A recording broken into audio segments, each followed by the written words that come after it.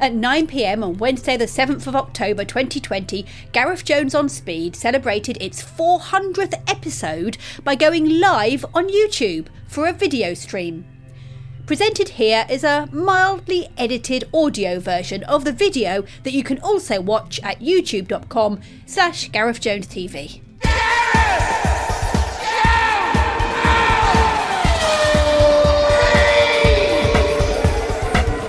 Oh my gosh, thousands of virtual people cheering all round the known car universe. Welcome to Gareth Jones on Speed, episode 400 live. My heart is beating, as I'm sure are the collective hearts of my co-presenters for the last 400 episodes or thereabouts.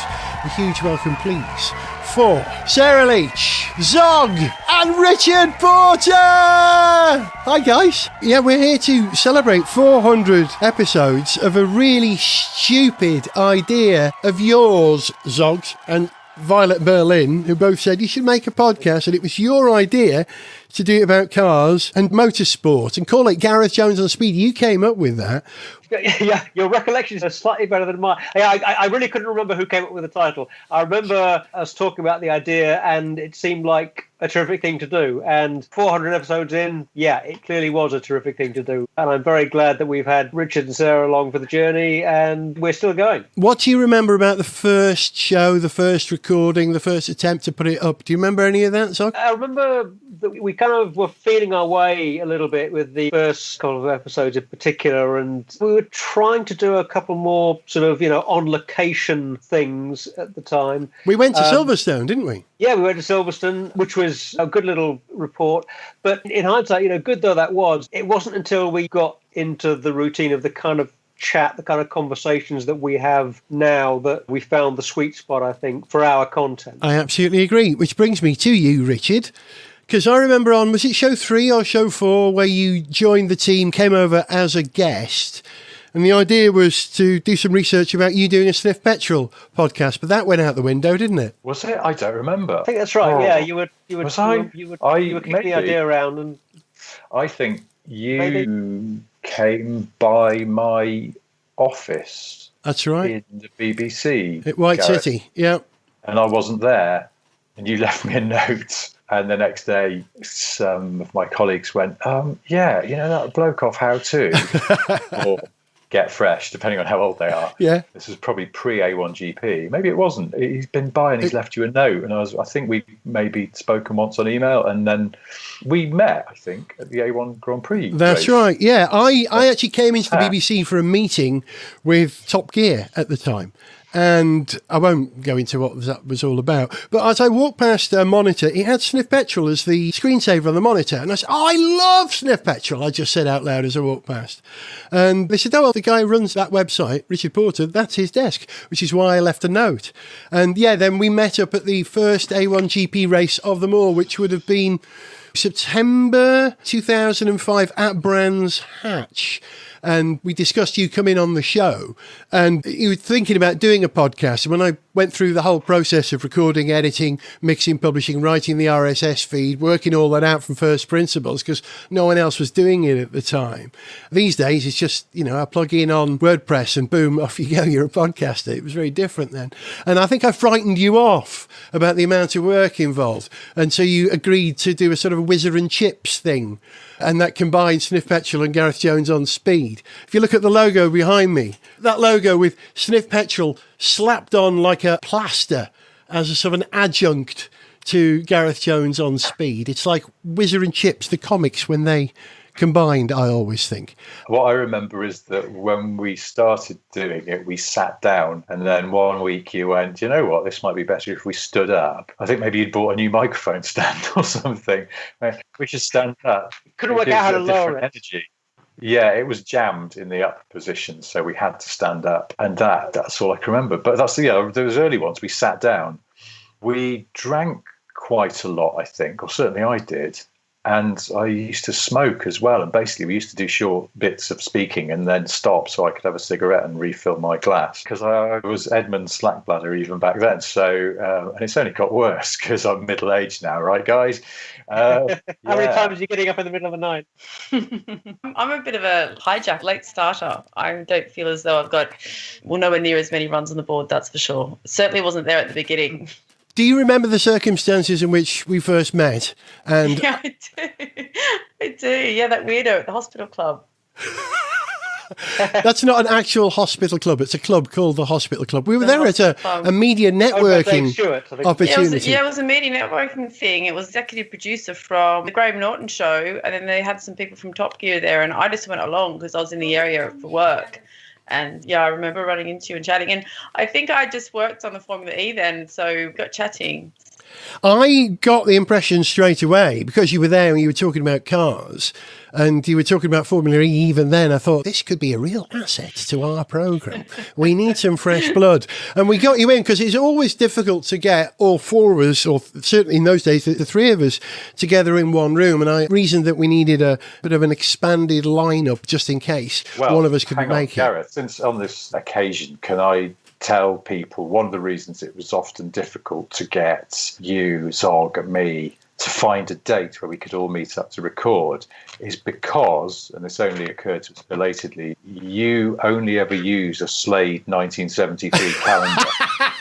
And without fail, and I promise I'm not making this up or exaggerating, without fail, every single time Gareth would go, okay, we're all good to meet on Tuesday the 19th. And one of us, Zog or I, would go, Gareth, Tuesday is the 20th. Oh, right. What did I mean then? Monday, and you go, are you in 1973 again? Yeah, I think I might be. So it was forever quite confusing. And we worked out eventually it was because of the Slade 1973 calendar, which, of course, hasn't got all the dates of, say, 2010 on it. It'll be correct again. Exacerbated by the fact that I so often was playing poker on Monday night. So there was quite often a poker podcasting clash being set up.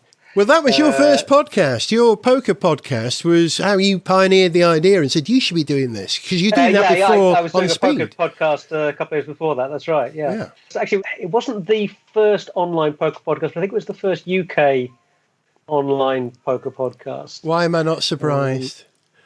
You pioneer. Yeah. Great show. Cool. All right. Well, I think we ought to have a bit of a roll call, guys. I want to say hello to the many people who have joined us this evening, and I'm going to read down the list. Just a roll call of, so many people. Forgive me if I repeat your name or mispronounce it, but hello, John Berquist. Hello, Paddock720. Hello, Doug Hall. James Minshew. Jonathan Gitlin. Jonathan in the States. That's fantastic. Chris O'Brien. Rocking Kitten in the Netherlands. Paddock720. James Cadwell, BA55 BAR, we know who that is. The Rushton, Verse Andy, Senna Trowell, Bike Shed Digital Media, my friend John Coombs, Cleland Fan 81. Oh, we should talk about that, shouldn't we? Should talk about the BTCC of the past. Alex is there. Hey, Alex. Alex Guy Jennings, there he is. Robert Jennings, yes. Tito Fan, Dave Stebbings in the house. Alex Guy, we see you. Ultra listener. Hang on. We should go to Richard for that. Hang on, Richard. Wait for it. Do that again. Ultra listener. Thank you very much. Beautifully done. Violet Berlin, who's actually acting as executive broadcast advisor on the darkened couch on the other side of the room. You can see that you're on there. Fast as Funk. That's a great name. We love that. Yeah. Hello, team. Doug Hall. Yeah, okay. I think that's everyone. It's not everyone, but it's many of the people for the moment. Now, I'm sure you guys watching in YouTube land have things to ask about the programme. Don't be shy. Whatever it is, even if it's not about making the programme, if it's about the cars or motorsport or things that you know we like or better hate, ask us those. It's going to take about 30 seconds for the messages to filter through, because that's the delay time between me broadcasting and you receiving and it coming back to me. So let me get back to the gang. Gang, why do we still do Gareth Jones on Speed? Because we love it. Well, I don't. I took the summer off. So is there a rhetorical question? I really enjoy being a part of it. It's great. And your enthusiasm, Gareth, is infectious. So I've loved being part of it. It's good. And I've enjoyed keeping up to speed. It's helped me keep up to speed with all the motorsport and stuff. So, yeah, See what I've you been did good. there? Sometimes I add value, sometimes I don't. But the great advantage of doing Gareth Jones on Speed is I have to watch the races live on Sundays because now it's work. Briefly, we love it, but I guess down on that, it's a way to engage with a culture, a thing that we love watching and participating in various ways when we get a chance, and it's kind of forces us to engage with each other's ideas about this and kind of make a bit more of our enthusiasms. It's one of the things that we care about and we're passionate about. I've always said that Spitting Image is the model for the programme, because I made a documentary about Spitting Image in about 1987 or something for Children's ITV. I spent a few days with them making the programme, and I realised that they shot most of the sketches in the programme sort of in advance over a week. And then on the day of transmission, they recorded a very short pre-show gag that was topical, and another one for the middle of the show and something near the end. So it made the whole show seem as if it's topical. And of course, they finished with a ridiculous song. And that's exactly what we do with Gareth Jones on Speed. We do our chat and then we write the topical gags and put them in at the last minute. Zog, are you drinking champagne? It's not actually champagne, it's a Cremant de Bourgogne. It's French bubbly, made in the same method as champagne, but not in the Champagne region, if you want to get technical. It's a yes, little known fact that Zog is very much the most bling of the team. We got some questions. There's like loads of questions coming through. Yeah, I've lost it now. Someone asking, forgive me, but I can't find the name. Can you hear Finn, the cat? I've lost the question who it was from, but I can tell you what the question is.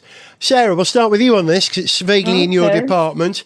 I think I know the thing. Extreme E, quick fire question. That's it, yeah. I read that. You spotted it. Can you see who it was from? Extreme E. What's your thoughts on Extreme E so far? I think it's great so far because don't they team up as a female-male partnership? So there's quite a few female drivers that have been signed up for it. And I think it's great. And they're going to go around and compete in different cities in accordance with good things for the globe, I suppose. I haven't read up on it in detail, but I know what it's about and I think it's really good. And particularly the cars. Richard, you might be a bit more of an expert than me on this. The cars that they're using for Extreme E, they're not quite rally cars, but they're sort of all-weather, rough terrain vehicles, aren't they? And Lewis Hamilton is going to be involved, so that's very exciting. And you've also got Jamie Chadwick and quite a few other prolific sort of female drivers that are up and coming also involved. So I think it will be a really great series and I think it will bring something different to the fore in the motorsport world. So that's my little take on it, and I think it's definitely a good thing. And obviously electric cars, and so it'll be good to see how those go in the terrain and the roughs or the extreme temperatures. Zoggy? As with any new direction in motorsport, I want to see how it works out. I want to see what it'll be like in practice. I think on the reliability side of things, I guess you've got these kind of competing things of, on the one hand, there are fewer things to go wrong with electrical systems than internal combustion engine systems, broadly speaking, fewer moving parts. But then you've got much less mature technology and much less experience in running these vehicles under those conditions. Is it more interesting than Formula E? Possibly. I think in a way, yeah, because to be honest, I've struggled a little bit to get into Formula E as much as I might have liked, partly because of the sound. The cars are a bit too quiet and the sound of the vehicles is often a big part of the appeal. Yeah. At least with Extreme E, you've got things crashing and banging and, there's a bit more making noise there. Richard, taking no noise to the desert, flying around the world to look after the world. It's a slight mixed message, isn't it? Yeah, but they're supposed to be doing us on that enormous ecological boat, aren't they? So, I don't know. I mean, yeah, if you wanted to really help, then just stay home. Keep quiet. But, well, apparently, don't staying boil at home the throughout. too much water in it. That saves electricity. What were you saying, Sarah, about staying at home? Oh, I was just saying, during COVID, while this lockdown happened, it did great for the global climate. Stay at home. It's better for the planet. Yeah, it's less carbon emissions. Yeah, emissions are dropping all over. Yeah. Absolutely. So, Anyway, sorry, I interrupted. Richard, were you chatting? I don't have a lot to say about it. It's kind of intriguing, isn't it? It's interesting that Hamilton's got a team in there, and I know my old colleague from Top Gear USA, Tanner Faust, is doing the shakedown stuff on those cars, and was Is he? Yeah. saying good things about them on social media the other day, but then he would do because he's been paid to shake down the car. But, he knows what he's doing, and so hopefully he'll find goodness within it. But, I don't know about the whole going. I would just, look, if you're going to do it, do it. Don't try and claim eco-credentials for it that maybe are questionable. And also, if I'm honest, don't go to Saudi Arabia if you're not claiming virtuous. Unless you like the idea of a country that dismembers its own citizens inside an embassy. But that's just me. Maybe I'm being picky. But I mean, to slightly push back against the first part of what you're saying, at least they're engaging with the challenge of how you do actually still run any kind of motorsports in the massively changing environment that we have. There isn't a long-term future for internal combustion engine cars. So if you're going to think about the future of racing things, you've got to think about racing things other than the things that we're mostly racing at the moment. So this is a problem for me because this is a problem for me because we've always billed the show. We initially billed the show as the podcast for petrol heads. Now, which we still are. We are still petrol heads, but we are equally interested in alternative power systems, you might say. So if anyone out there can think of a strapline for the show that replaces podcast for petrol heads, some alliteration, something that covers all cars, I'd love to know. Here's a question from Jonathan Gitlin, who is the man responsible for planting the idea that Zog and I should attempt to drive from Land's End to John O'Groats for Gareth Jones on Speed in a Hyundai Kona electric. Jonathan's question is this: favourite LMP1H cars of the cars which race in the top category at Le Mans? Briefly, you got a favourite? Which one and why? Zog? Oh, easily the Porsche 919. We had a fantastic era there. That we were privileged to see that particular era of endurance racing when Toyota, Porsche, Audi, Peugeot were all going at it with very different vehicles. And, all credit to the ACO for coming up with the kind of regulations that enabled different manufacturers to come in with their very different technologies and compete on an even footing. Yep. We got some amazing racing out of it. And it won it in its second attempt, wasn't it? Or was it the first attempt? It was second attempt, no, yeah. Didn't win first time out. But second time out it won. Porsche had come back into the top line of endurance sports car racing in order to prevent Audi from stealing their crown of most wins at Le Mans, which Audi would undoubtedly have gone on to do. And with the 3 wins that the 919 achieved, Porsche kept their lead at the top of that particular table. And it was just, particularly as the company proved when, after they retired the car, they did that kind of victory tour of circuits and set new record times at the Nürburgring, at Spa. That was the 919 Evolution, wasn't it? That was the 919 Evo, yeah. Because, but what they essentially did, obviously, the 919 that we saw racing and winning at Le Mans was a spectacular and very complicated piece of racing machinery that was designed to work within a particular set of rules. Yeah. What they did with the 919 Evo to set the record times at those circuits was to trim it off. Remove some of the limits. It was the club sports version, wasn't it? It was the no one's telling us we can't turn this up to 11, take this restrictor off. I can't remember all the detail of just exactly what they did, but throughout the car, I think everything through from electrical things and not running some extra electrical systems. But, they just to unleash the full potential of that vehicle. If you've never seen the onboard lap of the 919 Evo at the setting its Nordschleife record time at the Nürburgring, you've got to watch that because it's just insane. You watch that and you think, well, first of all, how on earth did someone manage to put that lap in? And you just think, surely that can never be bettered. Sure, it will be. So, thank you. Richard, you got a favourite LMP1A? Same as Zog, I think. Really? Sorry. Really? Yeah, I thought, it was really good. I quite liked it. It was intriguing, some of the engineering in it. And as Zog says, when they took the stopper out of the bottle, it was insane. It's just incredible what it could do. It was almost unreal, I think, when you watch some of that footage of it going around.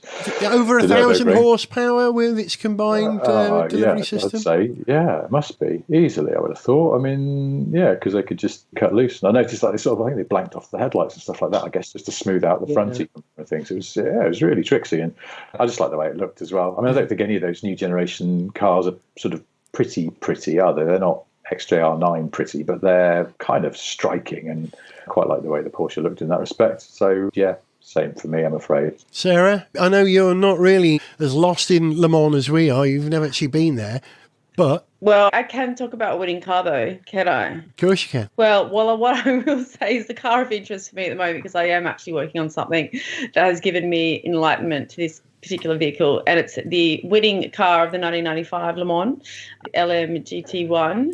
Oh yeah, And it was the McLaren 95. Yeah. Yes. It's now like a legendary supercar. So it's a very good looking car, number 59. And I think that will go down as one of the all-time greatest sort of supercar, sports car. It was the last vehicles. car. GTR. It was the last road-going car to win Le Mans outright, wasn't it? Extraordinary. And achievement. also so significant for being. I mean, they always say you never win Le Mans in your first attempt. McLaren won Le Mans in their first attempt. And I am actually quite a fan of McLaren in general. And the finishing driver that drove through the checkered flag was Yannick Dalmas. Yes. Yeah, Yannick Dalmas. I've got that model of that car, not on the shelf behind me because I'm rotating them, but I've got it somewhere. Okay, stay there. The BMW engine, actually, just saying. Yes, that's right. Yeah. Yeah. No, it's an absolutely terrific, legendary car, and it's also one of the unusual examples of a vehicle where the road car was actually faster than the race car because they have to throttle it back for the race. Yeah. Well, and also I think because of the aero that the race car had that made it a little bit draggy. Even though it's won 3 times now, the Toyota TS050, not TS050, TS050. That isn't my favourite. My favourite hybrid car was actually the Audi was it called the 18? I've lost track now. TD, R18 TD. Because it was the first time I'd seen a hybrid diesel car. But it wasn't seeing it that was the most exciting thing about it. It was hearing it at Le Mans at night. Either when we were at our friend Bertrand's farm, who's right on the corner of Indianapolis. Cars go past, they go, yeah, broom, broom. Then the Audi R18 TD, whatever it was, went past. You heard vortices leaving the rear wing. You heard the turbo, and it was like a science fiction car. It went as it went past. Very little sound from the diesel engine. You know, you couldn't hear the diesel for the aero. So that's my favourite LMP1H car of all time because of the sound it made. But one of my favourite Le Mans cars of all time isn't an LMP1, it's the Chrysler or Dodge Viper. Who was it? It was Coupe, Wendlinger and Oliver Beretta. 2000, year 2000. That car looks like it could have been designed any time in the last 50 years, from like 1958 to 2010. That's what I love about that car. It makes it ridiculously crude, reliable, big, wonderful Le Mans car. Right. Okay, thank you for your questions. We'll take more questions in a moment. I think the gang's all here, largely, right? You know, we've got the 4 of us here, but there are lots of people who've been involved in this programme over the years who aren't with us in person, but they're here in message form. Our first message comes from someone who's appeared on Speed countless times. Car journalist Alex Goy. Happy 400th episode, Gareth Jones on Speed. That's an enormous number of podcasts and, well, some quite frankly incredible amount of waffle. Well done to you all. And you asked me to reminisce and think about some favourite memories. Being on the celebration show, the live show, that was pretty cool, as was being Mistake for Zog outside the venue. That's always special because it's nice to know that apparently all shortish bald blokes with glasses look the same. We're all identical apparently. Makes us all feel special. As far as other favourite memories go, I think it's got to be going to Le Mans and going to the Guinness tent, getting decently lashed up and meeting people and talking to people and having lots of big hugs and being very excited about what was going on and really soaking up the atmosphere of what's going on around us. It always feels kind of magical. There's a great community spirit which you get only really with podcasts and with things that have got a great community and a huge amount of love surrounding them. And that's really special to me. That's what I really enjoy doing. Also coming over to Gareth's house, drinking far too much and falling over. That's always a giggle. And being Janine, Elon Musk's secretary, she's got a special place in my heart. So yeah, congratulations guys. Congratulations on 400 episodes. Thank you so much for letting me be a tiny part of it. Just being able to listen to something like that over the years has been super special, but being able to come on and be a part and have a natter about cars and racing cars and how much I dislike Lewis Hamilton and Formula One, it's been really cool. So thank you very much, and congratulations once again. This next message is from the undisputed queen of Formula One PR, Anne Bradshaw. Hi, it's Anne Bradshaw here. I'm talking to you about an audio podcast, so it doesn't matter if I'm wearing a mask, you won't see me, or will you? Anyway, I understand that Gareth Jones is 400 years old. No, I've got it wrong. 400 editions, episodes of the great Gareth Jones on Speed. That's what it's all about. Amazing man, lovely man, great podcast. I wish you all the best of luck for the next 400. And whether you're on speed or off speed, you're still one of my favourites. Lots of love, and keep up the good work for the next 400. Oh, Anne Bradshaw and Alex Goy, two of the loveliest people in the world of cars and motorsport we know. Anne Bradshaw, who, as you know, was PR for Damon Hill, Ayrton Senna, Nigel Mansell, the Williams team, and of course Lance Stroll. Did you know, by the way, I nicked this off yesterday's Pop Bitch email, if people know that sort of music and entertainment industry gossip email, and it's very good. Was on there yesterday, but I double checked it and looked it up. They pointed out that in Reading there is an Ayrton Senna road, because Ayrton Senna used to live in a suburb of Reading called Tilehurst in the early 80s when he was relatively unknown. And so in 1995, after he died, they named a new street after him. It's a dead end and it has speed bumps on it, which I think is a little disappointing. But they didn't stop there. They're obviously so proud of the fact that Ayrton Senna, not from Reading, obviously, but because he lived in Reading for a couple of years, he's got a road named after him. And there's the Ayrton Senna Children's Playground. And moreover, there is a town centre named after him in Scotland. Ayr Town Centre. Sorry about that. It's true. You're breaking up. You're breaking up. Well, let's take another question. Somebody asked, favourite car books. Have you got a favourite car book? I'll start it off. I remember reading a book called Project Bobcat when I was about 17, I think, when the first Fiesta came out. It was the story of the development of the Ford Fiesta. God, I loved that book. Yeah? What? Oh, well, Richards. Oh, it's going to be one of Richard's Really? books. What? How to become a Formula One driver. Is that that's a very good book, by the way, How to Become a Formula One Driver. What, Richard? Oh, there it is. It's called Let's Call It Fiesta. Yeah. The autobiography of Ford's Project Bobcat. Wow. So it was basically a big PR job. It was written by a journalist who was given permission to follow the development of that car.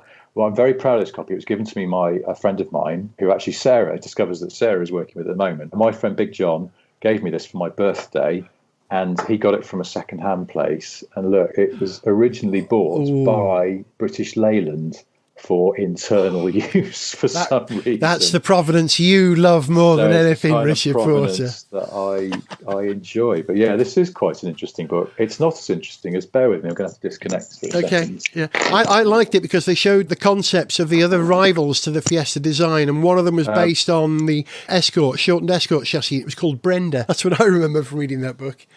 I don't think it was a shortened Escort, because the Escort was rear-wheel drive at that point. The Fiesta was brand new and front-wheel drive. They were talking about a shortened rear-wheel drive car as one of the possible alternatives. And Brenda was one that was turned down. Brenda was the Mark II or Mark II Escort. They used to name the Fords, they used to give them code names based on women in the engineering office typing pool, I think.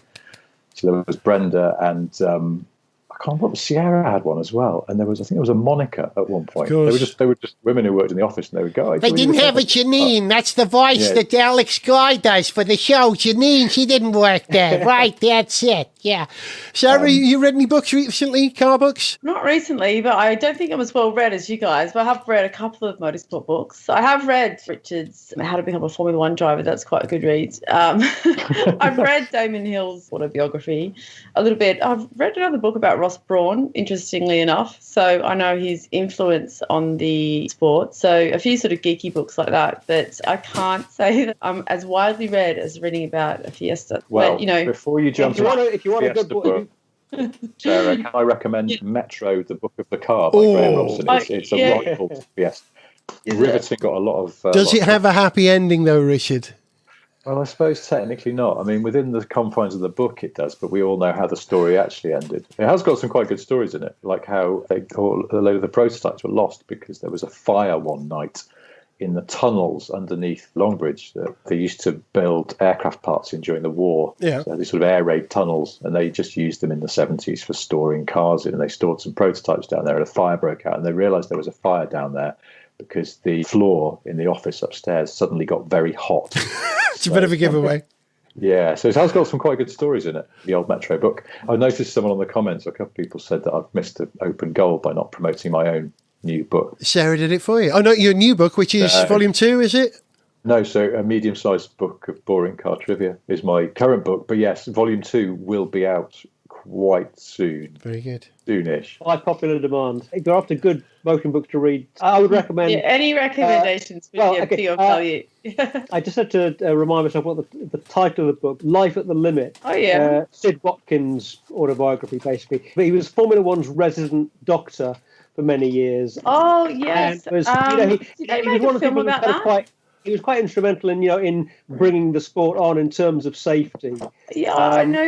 I did watch a film about that. Is he American? No, he's a Brit. But okay, maybe not. Wrong guy. Zog, that book, that very book, Professor Sid Watkins' Life at the Limit, is currently being used to stand the tripod on that the webcam that is shooting me now. Otherwise, I would have held it up on screen. Yeah, I mean, he changed Formula One, helped it become safe enough to become a bankable PR opportunity for multinationals. And he writes very movingly and with a lot of insight about various episodes in the sport. And he's a good storyteller, and he was there at the front line. There's a tremendous account of him being driven from the track to the airport by Gilles Villeneuve on one occasion. And, Gilles Villeneuve was a bit of a maniac on the road, particularly in a hire car that he didn't care about. And he mentioned that at the start of the drive, Gilles' wife was with them.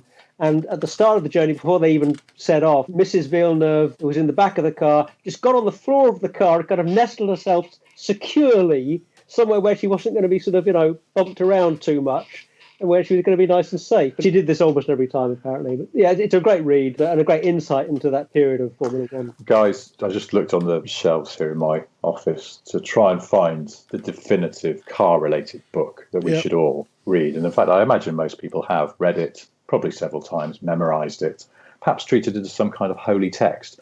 And of course, it's this: A History of British Motorways. A History of British Motorways. Well done, Richard. God, it's the good old one. testicle, that is, isn't it? Yeah, by George Charles. I'm rereading it at the moment. I've no idea why I've got this. I haven't actually read it. Why not? Someone in the comments has actually come up with a sensible suggestion, which I would agree with. Adrian Newey's book. Oh, yeah. It's really good. Adrian Builders of Newey. Yeah. Cool, I only read books about people called D. Hill, Dave Hill from Slade, and Damon Hill, of course. Actually, this is the book I was going to mention.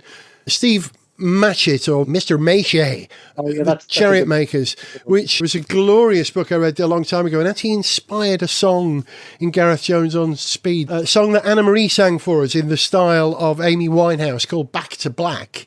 The song, our song, Back to Black, was all about the use of carbon fibre. And I remember learning from this book how you lay on multiple layers of carbon fibre. It's almost like a spiral angle to each other to create something strong in every possible direction. Great book, The Chariot Makers by Steve Maichet. Steve Matchett. Maichet. You have to read the book to know why it's Maichet. Okay, thank you. Good questions. Should we have some more messages? I'm looking at the time.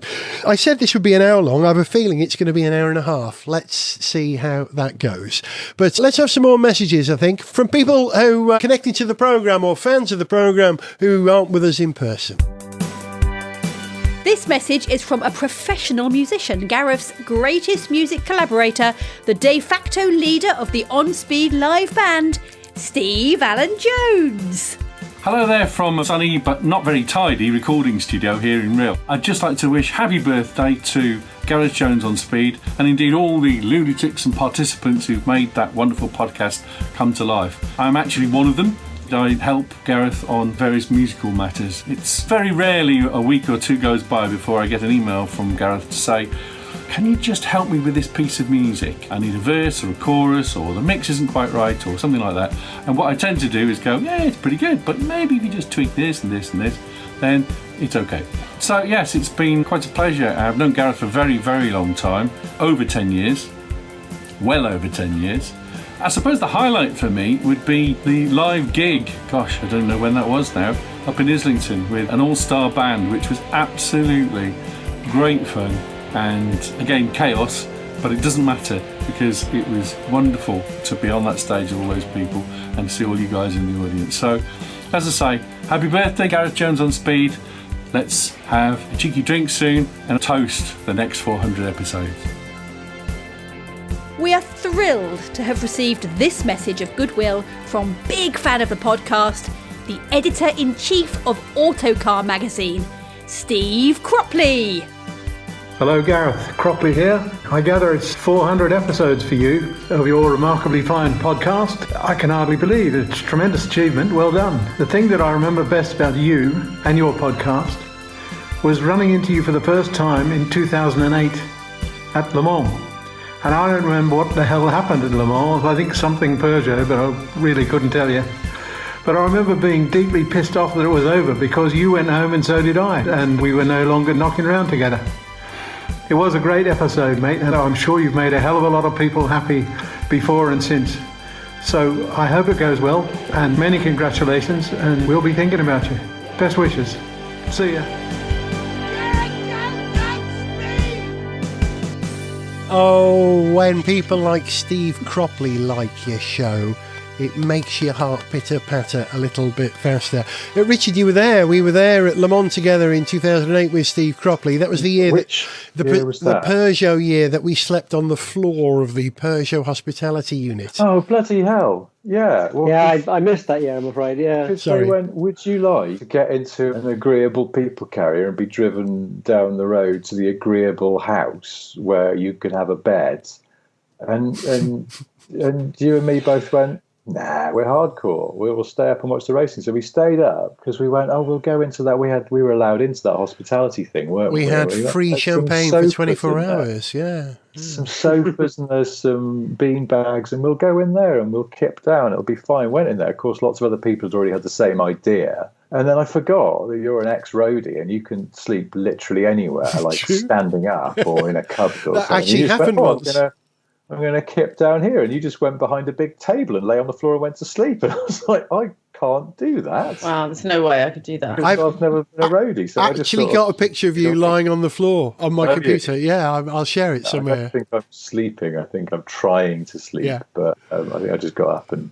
But then we did go back to the chateau for the wind down after the race and went out for dinner, I think, on Sunday evening as well. Oh, no, you went back, did you? I had to go home, so I had to. I suddenly was like, have you ever been on a French exchange when you were at school and you got separated from the group? It felt like that because I had to make my way across Paris on my own with a horrible sort of possibly still drunk, possibly getting a hangover kind of feeling.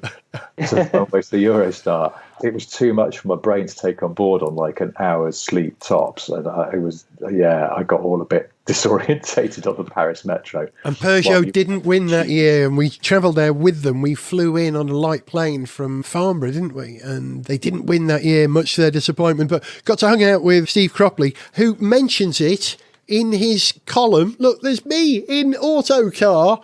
Today's Autocar, Steve Cropley, page 15. That's the one with the new BMW 1 Series on the front. 2 Series, what is that now? I've lost track. 128 Ti? Yeah. He writes about being at Le Mans with us and promoted this lovely show. What a lovely man. Thank you, Steve Cropley. Thank you. Hang on. Violet is laughing her socks off just over here. I have to find out what's going on. I don't know if she can tell me. I'm just going to go to webcam for a minute. Where's my webcam? Hang on, stand by. She's writing in the comments, I What think. you saying, V? It's because Leighton Brown put a message in the comments saying, Yes. "It's a half-hearted bloody hell, Richard. Come on, give it the full Patrick head." Okay.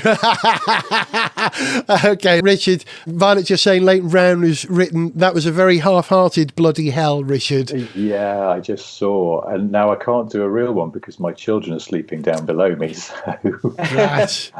a problem I imagine Patrick had commonly had when his children were small. But yeah, I don't want to wake my kids up. And really, you can't do it at half volume. It just doesn't work. Bloody hell. I don't know. I'll post you one. I'd just like to say that I'd quite like to know whether in Steve Allen Jones' video message, whether that was an original Korg MS-20 in the background, or whether it's the more recent 3/4 scale controller for the Korg vintage collection of analog model synths. I don't know if Steve is with us live right now, but if he's on the comments, he can let us know the answer to that. If not, I'll ask him.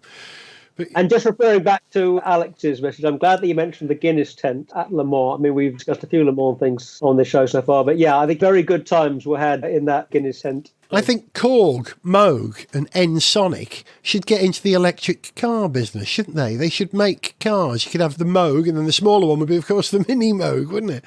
If you want to put money on any electronic music manufacturers being involved in the electric car business, my money will be on Kurzweil being the ones most likely to have a connection, because made the Ray organs. Ray Kurzweil, they started out mainly doing some very good digital pianos using... That would make a great sports car, yeah.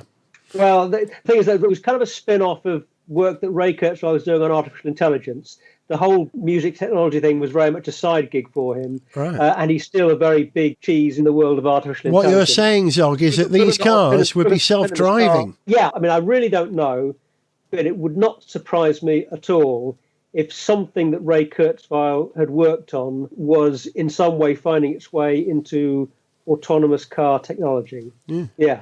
Sarah, what are your favourite brands? If you're going to wear a brand, what do you put your money on? I've got Nike socks, you know. I like Slade. That's my brand. I'm trying to think of what brand would be a good brand to manufacture cars. I'd definitely buy a Moog or a Korg or a Boss or something like that, or even a Tonka toy. That'd make a great car, wouldn't it? Sarah, what's your favourite brands? Have you got any favourite brands? Any brand allegiance? Well, any brand allegiance. That doesn't necessarily have to be a manufacturer, existing manufacturer. That could actually maybe turn into a manufacturer, like a YSL or a Chanel. Is that Chanel? Yeah. A non-car brand, just brand. I think Chanel might do all right. It'll get a lot of sales in China, that's for sure. Yeah, good point. I drive a Chanel 5. Has there ever been a tie-up between Chanel and a French car manufacturer? I mean, I wouldn't be surprised if there was some point there'd been a Chanel... The Citroën DS Chanel. I think they did. I think they did a tie-up with Fiat for the 500, did they? Or am I thinking of somebody else? Maybe. I mean, Karl Lagerfeld probably did a fashion show around Someone cars. in the comments will tell us, I suspect, any time now. I hope so, because I can't check. Yeah, I would drive a Gucci. A Gucci. Gucci, it was Gucci. I beg your pardon. Gucci did a link with the Fiat 500. Really? There was a 500 Gucci. Yes. Got a ring to it. Very good. Somebody was asking about the music. Yeah, I saw that comment. Yeah, who was it? Was asking about the music. Nia Khan, I think, was asking about the music that we make for the programme, which leads me to our next thing. I've written a song. I've written loads of songs. Over 160 songs for Gareth Jones on Speed, all about cars over the 400 episodes. 160 songs. That's 10 albums or something. And I've written a special song for this episode and shot a video for it, because we can't just sit here and look at you. You've got to have something to look at. And this was a song that was inspired by my time in America last year. I spent 8 weeks in America on tour with The Alarm and had 2 days off. And one of those days off, I went to the Peterson Automotive Museum in Los Angeles, California. I made 2 or 3 episodes of Gareth Jones on Speed, augmented audio episodes with stills, you know. And that inspired a song. And I recorded it having been to see Griff Rhys. You know Griff Rhys from Super Furry Animals? Super Furry Animals and Neon. Yeah, exactly. Fine man. He's got provenance as far as songs about cars are concerned. So his song, in the style of Griff Rhys' solo work for Gareth Jones on Speed, it's called Science Fiction Cars.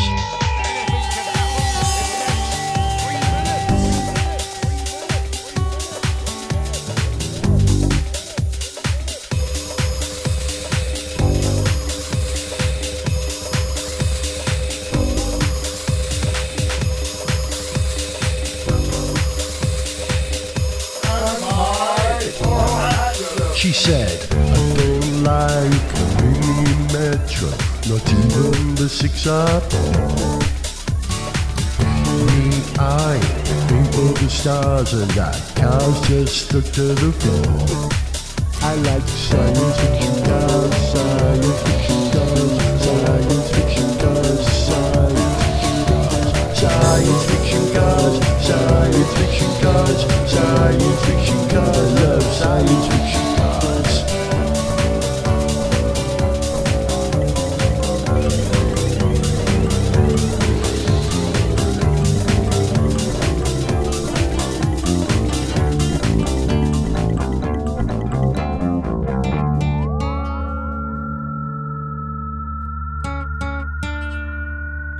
But if you turned up in a Batmobile or better extra car, I would love you more than any other. You'd be setting the highest bar. I like science fiction cars, science fiction cars, science fiction cars, science fiction cars, science fiction cars, science fiction cars, love science fiction cars. Don't tell me you're unimpressed by economy and practicality when these things are achieved by science, engineering, lifting us out on our banality.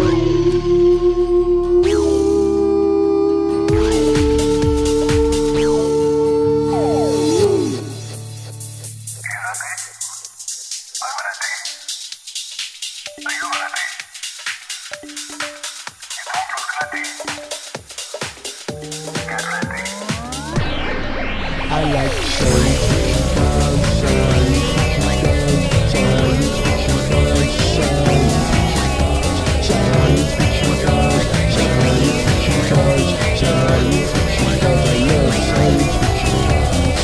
Don't skip on technology, don't go light with the science, don't just blind us with ecology.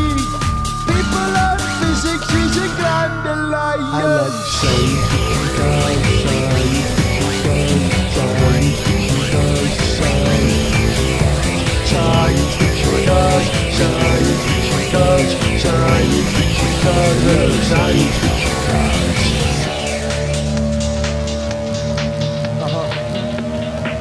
Yeah. Yeah.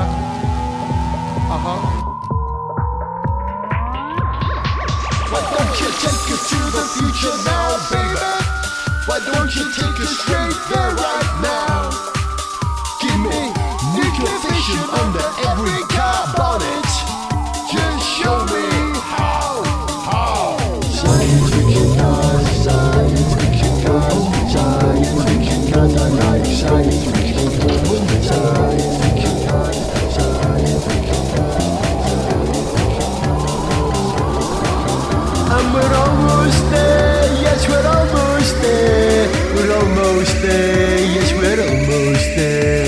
We're almost there, yes we're almost there. We're almost there, yes we're almost there.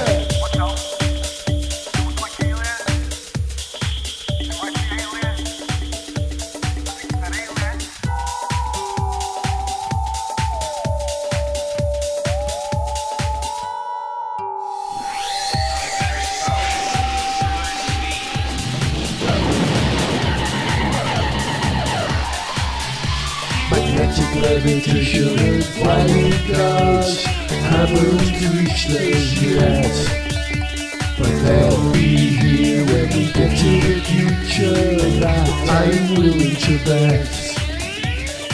Flying cars? That's impossible. It'll never happen. I'm telling you.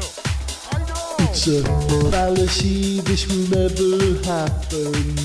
Let me tell you how. With hydrogen fuel cells and solid-state batteries, sci-fi cars are here right now. What we're living with. Science fiction cars, science fiction cars, science fiction cars, science fiction cars, science fiction cars, science fiction cars, I love science fiction cars.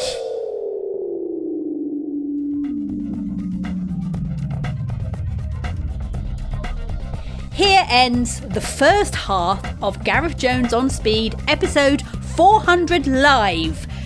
Catch the rest of the show in the next edition of this podcast, Gareth Jones on Speed. Or you can just go to youtube.com/Gareth Jones TV and watch it on the channel there, if you want. To send us an email, see pictures, get song lyrics, join our Facebook fan site, or to find out about sponsorship opportunities, go to GarethJones.tv. Gareth Jones on Speed is made in London by Whizbang. Gareth Jones on Speed!